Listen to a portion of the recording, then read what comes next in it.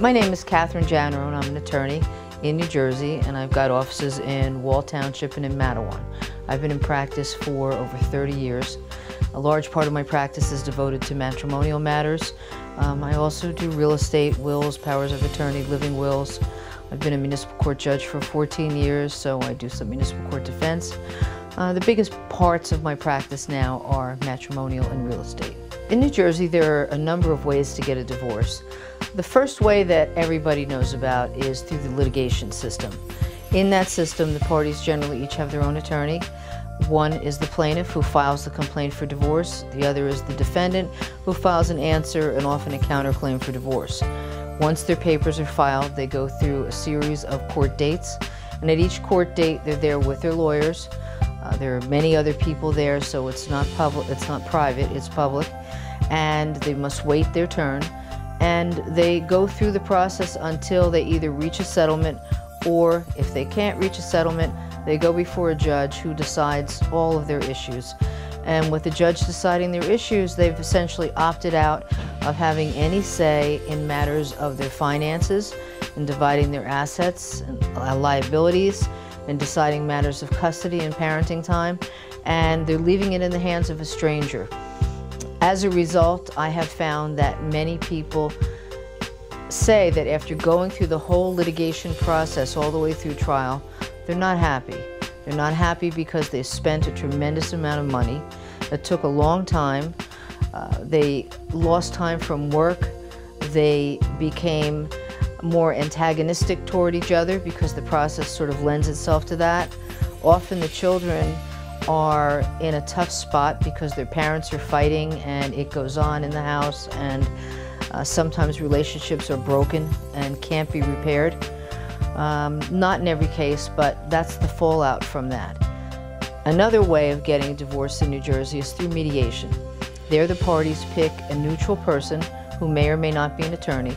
They go to that person in a series of meetings in that person's office, and they try to reach an agreement. In choosing mediation, these people have recognized that the litigation system is probably more expensive than they want to bear and longer, and they do want to have say in the ultimate decision. The best way to do mediation is for each of them to also have their own matrimonial attorney, so they're advised the whole process as to what the rights and obligations are. Unfortunately, the people who choose mediation, many of them decide not to get their own attorneys, but just rely on the mediator. The mediator, however, is a neutral and is really not supposed to be giving legal advice, just helping these people be guided into an agreement. And if they don't know what their legal rights are, they may be guided into an agreement that ends up not being the right thing.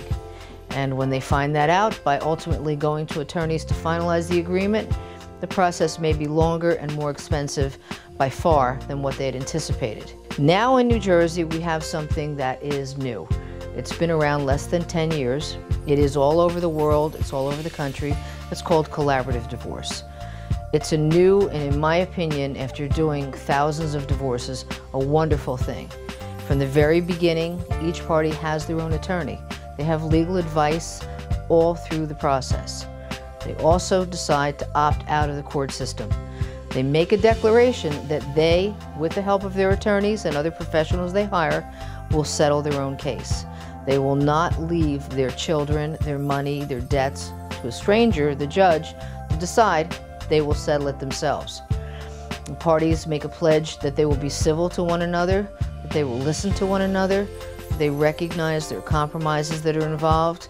They also make a pledge that they're not going to have their children as victims as a result of this divorce. If people have the need for extra professionals to come in besides their attorneys, we have collaboratively trained financial people, accountants, and financial planners.